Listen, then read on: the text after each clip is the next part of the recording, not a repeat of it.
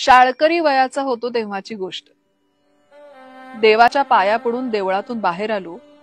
बाहेरच्या अनेक चपलात एक सुंदर जोड, अगदी माझ्या पायाचे माप घेऊन केलेला.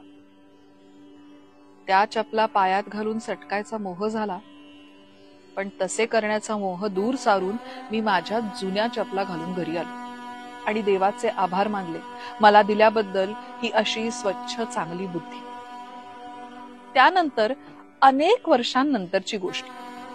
नव्या सुंदर चपला घालून गेलो तो देवळात.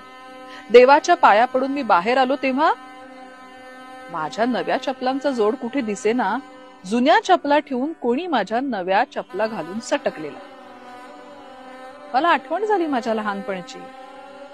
चपला न चोरण्याची स्वच्छ चांगली बुद्धी मला जर दिली होती देवानी, तर मग माझ्या चपला चोरण्याची बुद्धी कोणी दिली?